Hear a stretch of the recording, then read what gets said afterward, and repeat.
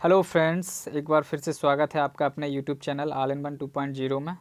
तो friends, thumbnail आपने देख ही लिया होगा और आज की इस वीडियो में हम एमपी पटवारी के लिए प्लानिंग और इम्पोर्टेंट टॉपिक का डिस्कशन करेंगे।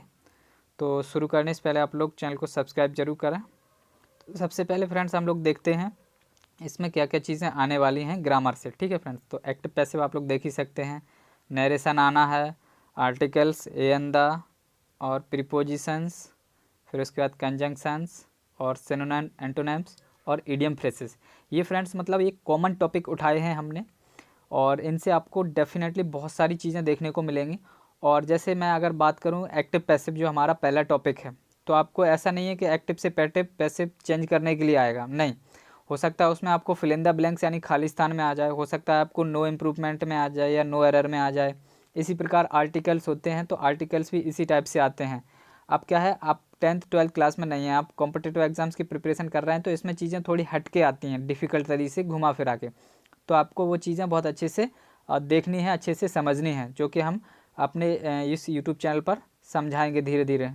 उसके बाद प्रीपोजिशंस भी है, इन, इनटू, ऑन, अपॉन, और भी होते हैं, बिफोर, है ना, आफ्टर, बिहाइंड, और भी बहुत सारे प्रीपोजिशन, उनको भी हम एक सीरीज़ बाई एक्सप्लेनेशन करेंगे। कंजंक्शंस भी होते हैं, तो वो भी चीज़ें हम देखेंगे। तो आप लोग सारी चीज़ों को मतलब मिस ना करें, वीडियो को पूरा लास्ट तक देखें, क्योंकि इसमें हम आगे मतलब प्रीपोजिशन से मैं स्टार्ट कर रहा हूँ, तो वो चीज़ें आपको देखने को मिलेंगी। ठीक है, सिनोनिम्स, एंटोनिम्स, सारी चीज़ें, इडियम्स, फ्रेसेस की भी मैं सीरीज़ लाऊंगा, तो आप लोग कंसिस्टेंसी से बने रहें हमारे साथ। ठीक है फ्रेंड्स, तो सबसे पहले हम शुरू करते हैं हम इन और इनटू का प्रयोग।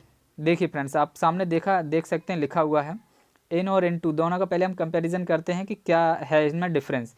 स्लो मतलब इनका जब हम यूज़ करते हैं तो स्लो यानी किसी बंद कमरे में या किसी दूसरी चीज़ में या घर में हम अंदर जाते हैं, स्लो धीरे धीरे, तब हम इनका यूज़ करते हैं। और इनटू का यूज़ कब करते हैं, जब हम तेज़ गति के साथ किसी कमरे में या घर में जाते हैं।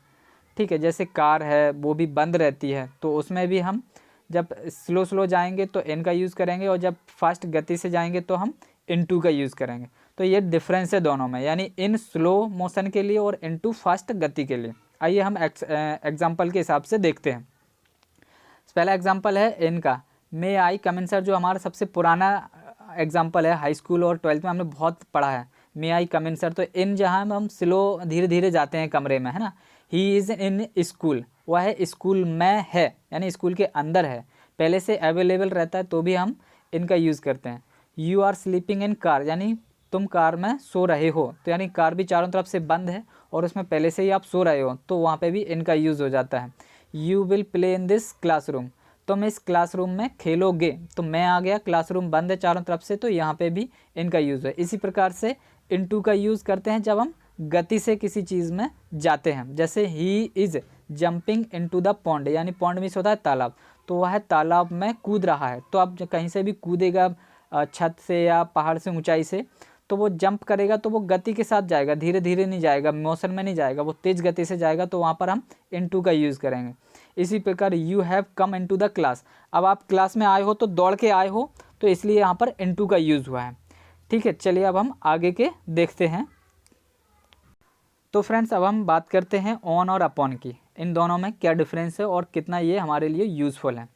देखिए, जब कोई भी वस्तु जब किसी दूसरी चीज़ के संपर्क में रखी हो, ऊपर हो जिसके, मतलब जैसे टेबल पर हम कोई वस्तु रख देते हैं या बेड पर कोई वस्तु रख देते हैं, तो वो संपर्क में हो जाती है, यानी टच हो जाता है दोनों में, तो वहाँ हम ऑन का यूज़ करेंगे। लेकिन जब वही वस्तु टेबल के ऊपर हो लेकिन बीच में कोई स्पेस हो, ऐसा नहीं कि कोई चीज़ बीच में रखी हो, नहीं, स्पेस खाली जगह होनी चाहिए, टच में नहीं हो, तो वहाँ पर हम अपॉन का यूज़ करते हैं, है ना।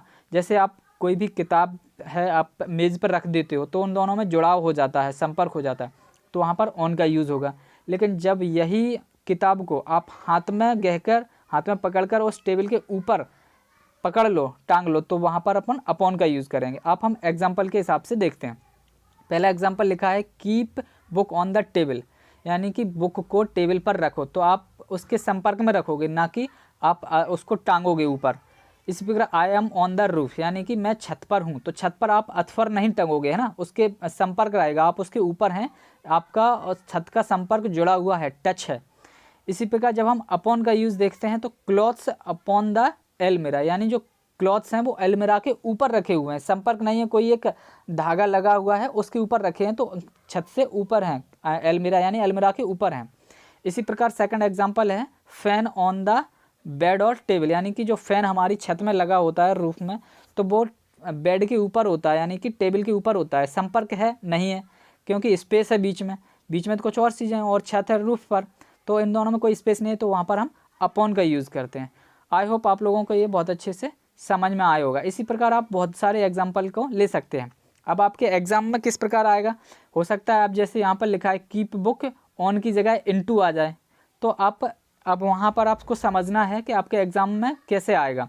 ऑन की जगह इनटू आ जाएगा, keep book into the table आप होता ही नहीं है, क्योंकि बुक को आप टेबल में कैसे रख सकते हो, टेबल पर होता है। तो इस प्रकार आपको ध्यान रखना है कि कहाँ कौन सा प्रीपोजिशन को फिट करना है, ठीक है। इसी प्रकार हो सकता है ये नो एरर में आ जाए, हो सकता है आपको नो इम्प्रूवमेंट में आ जाए, तो ये क्या है एग्ज़ाम में घुमा फिरा के क्वेश्चंस आते हैं, तो ये चीज़ें आपको माइंड में ध्यान रखना है। आई होप आप लोगों को ये चीज़ समझ में आई होगी। और नेक्स्ट वीडियो में फ्रेंड्स हम और भी चीज़ें अदर प्रीपोजिशन हम डिस्कस करेंगे, जल्दी हम नया वीडियोस लाएंगे आपके लिए। और ये वीडियो अगर आप लोगों को बहुत अच्छा लगा है, समझ में आया है, कुछ आपको समझ में आया, तो प्लीज़ मुझे अप्रिशिएट कीजिए, वीडियो को लाइक कीजिए, चैनल को सब्सक्राइब कीजिए और वीडियोज़ को शेयर कर दीजिए, ताकि हम आपके लिए नए नए वीडियोज़ और भी लाते रहें और आपकी प्रिपरेशन में हम अपना सहयोग करते रहें।